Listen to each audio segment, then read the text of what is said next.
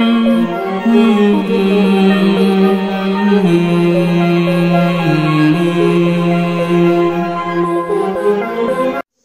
و نصلی علی رسولہ الکریم اما بعد بسم اللہ الرحمن الرحیم۔ معزز خواتین و حضرات، السلام علیکم ورحمۃ اللہ وبرکاتہ۔ میں آپ کی خدمت میں حاضر ہوں پروگرام سنہری باتوں کے ساتھ، اور آج کی مجلس میں آپ کے سامنے میت کو غسل دینے کا سنت طریقہ عرض کریں گے۔ جب بھی کسی گھر میں فوتگی ہو جاتی ہے تو اس گھر والوں کو سب سے زیادہ پریشانی دو چیزوں کے اعتبار سے، ایک میت کو غسل دینے کے اعتبار سے، ایک میت کو کفن دینے کے اعتبار سے۔ انشاءاللہ ہم غسل کے تمام مسائل کو اور کفن کے تمام مسائل کو مختلف ویڈیو میں انشاءاللہ آپ کے سامنے بیان کریں گے۔ اگر آپ کا ذوق اور شوق ہوا غسل اور کفن کے تمام مسائل کے سننے کا، تو پھر آپ ترتیب سے ہماری تمام ویڈیو کو دیکھیں۔ انشاءاللہ آپ کو سنت کے مطابق غسل اور کفن کا طریقہ معلوم ہو جائے گا۔ سب سے پہلی بات تو یہ ہے کہ میت کو غسل دینے کا جو حق ہے وہ قریبی رشتہ داروں کو ہے، قریبی لواحقین کو ہے۔ تو لہٰذا اس لیے ضروری ہے کہ ہر مسلمان کو غسل کا طریقہ آئے، کیونکہ ظاہر بات ہے ہم معاشرے میں رہتے ہیں، ہمارے ہاں ہمارے رشتہ داریاں ہیں، تعلق داریاں ہیں اور مسلمان ہیں، تو جب فوت ہو جاتا ہے تو پھر ہمیں اس کو غسل دینے کی بھی ضرورت ہوتی ہے، تو اس کے لیے ہمیں سنت طریقہ معلوم ہونا ضروری ہے۔ میت کو غسل دینے کا سنت طریقہ یہ ہے کہ سب سے پہلے میت کو ایک تختے پہ لٹایا جائے۔ تختے سے مراد اونچی جگہ ہو، ضروری نہیں کہ تختہ ہو، اگر کسی جگہ میت کو نہلانے کے لیے مخصوص طور پر کوئی تھڑا بنا ہوا ہو پھر بھی ٹھیک ہے، اونچی تختہ ہو پھر بھی ٹھیک ہے، جس سے پانی کی نیچے کی چھینٹیں میت کے جسم کو نہ لگیں اور پانی نیچے چلا جائے، اور پانی جو ہے نا وہ ارد گرد جمع نہ ہو تاکہ غسل دینے والوں کو پریشانی نہ ہو۔ تو اونچی جگہ کا انتظام کرنا، پھر اس جس تختہ ہے یا جو اونچی جگہ ہے اس کے ارد گرد دھونی 3 مرتبہ یا 5 مرتبہ یا 7 مرتبہ دھونی دی جائے، یعنی اس چیز کو دھوئیں کو لے کر میت اس تختے کے ارد گرد پھرا جائے 3 مرتبہ یا 5 مرتبہ یا 7 مرتبہ۔ اس کے بعد میت کو اس جگہ پر یا اس تختے پر لٹایا جائے اور سیدھا لٹایا جائے۔ سیدھا لٹانے کے بعد میت کے سب سے پہلے کپڑوں کو اتارنا ہے۔ تو کپڑوں میں یہ مسئلہ ہے کہ میت کے سب سے پہلے کپڑے جو ہے نا وہ قمیض کینچی سے کاٹی جائے۔ سویٹر پہنی ہوئی ہے، قمیض پہنی ہوئی ہے، بنیان پہنی ہوئی ہے، تو ان چیزوں کو ہم اتارنے کے بجائے کاٹیں، تاکہ میت اگر زندے آدمی کے یہ لباس کو ہم نکالیں تو اس کو تکلیف ہو۔ ایسے ہی میت کو بھی اس طرح کے مسائل سے ہم نے اپنے بچانا ہے اور کینچی سے کاٹنا ہے، بازو بھی کینچی سے کاٹنا ہے اور ایسے ہی گریبان سے بھی کینچی سے کاٹ کے ان چیزوں کو اتارنا ہے۔ جب ہم نے بنیان، قمیض، سویٹر وغیرہ کاٹ لیں تو اب ہم سلوار اتارنے سے پہلے ہم ایک صاف کپڑا، پاک کپڑا، اس بات کو ذرا اچھی طرح سمجھنا ہوگا۔ عموماً کفن کا جو کپڑا ہوتا ہے ہم وہ میت کے اوپر ڈالتے ہیں، ایسا کرنا درست نہیں۔ اچھا کیوں درست نہیں ہے؟ اس لیے کہ وہ کفن کا کپڑا ہے؟ نہیں، یہ مسئلہ نہیں ہے۔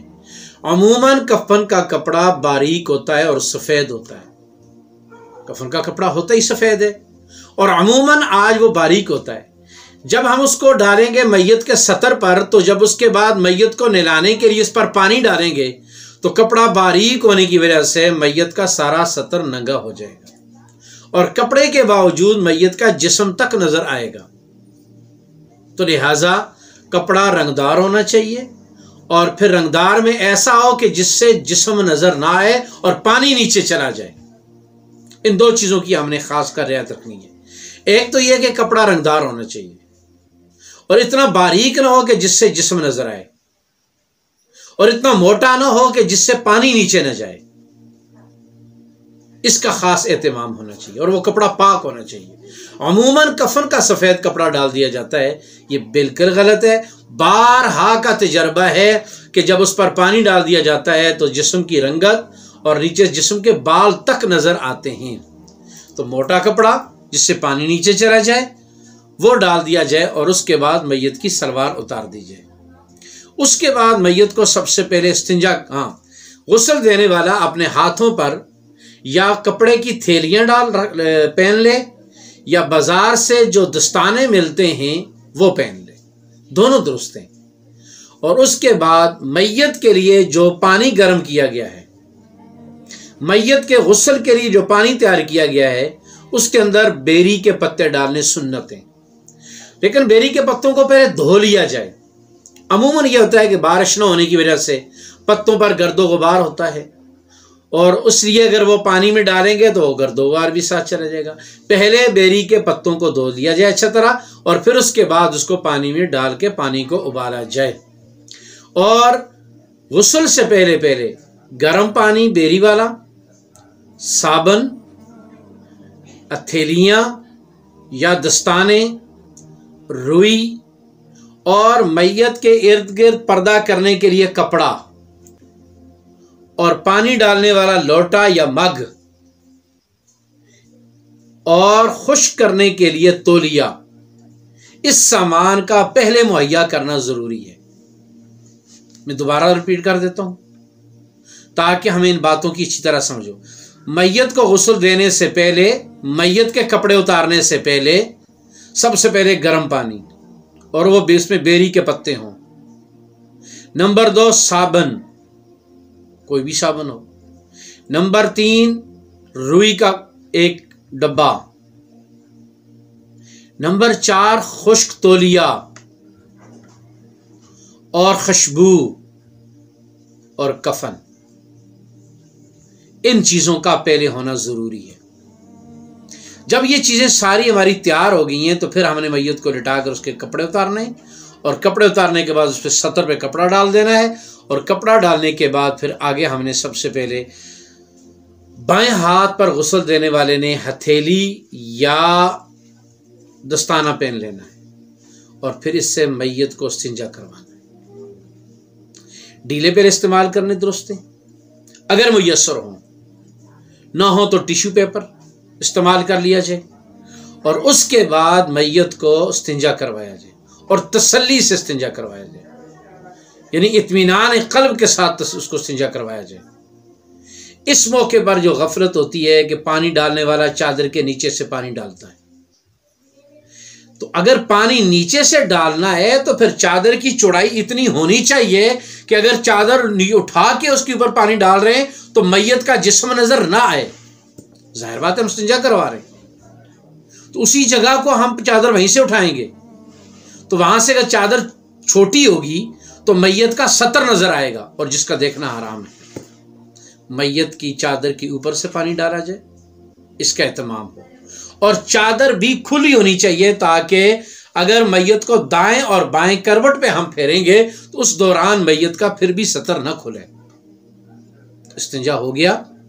استنجا کے بعد ہم نے وہ بائیں ہاتھ سے وہ تھیلی یا وہ جو دستانہ تھا وہ ہم نے اتار دیا، اور اب اس کے بعد ہم نے بائیں ہاتھ کے اوپر تھیلی یا دستانہ چڑھا لیا، اور اب ہم نے میت کا وضو کرنا شروع کیا۔ وضو کی ابتدا ہم چہرہ دھونے سے کریں گے، یہ بات اچھی طرح نوٹ کر لو۔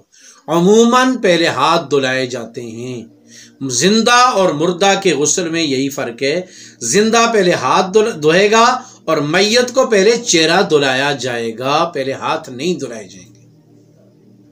یہ بات اچھی طرح سمجھ لینا۔ ہاتھ منہ دھلایا، اور منہ میں چونکہ کلی بھی نہیں ہے، ناک میں پانی ڈالنا بھی نہیں ہے، تو اس کے لیے ہم نے روئی کو گیلا کر کے یا کپڑے کو گیلا کر کے دانتوں پر اور ناک کے درمیان ہم نے پھیرنا ہے تاکہ اچھی طریقے سے صفائی کے اعتبار سے تسلی ہو جائے، اور اس کے بعد ہم نے چہرے کو دھلانا ہے 3 مرتبہ چہرے کو دھلا کر، پھر اس کے بعد منہ میں روئی رکھ دینی ہے، اور کانوں کی بھی اسی طریقے سے روئی سے صفائی کر کے اب ہم نے خشک روئی ان کے اندر رکھ دینی ہے تاکہ باقی غسل دیتے وقت پانی ناک کے اندر، منہ کے اندر اور کانوں کے اندر نہ جائے۔ اس کے بعد اگلی ترتیب یہ ہے کہ پہلے دایاں بازو دھویا جائے، پھر بایاں بازو دھویا جائے، اور اس کے بعد پاؤں، پہلے دایاں پاؤں دھویا جائے پھر بایاں پاؤں دھویا جائے۔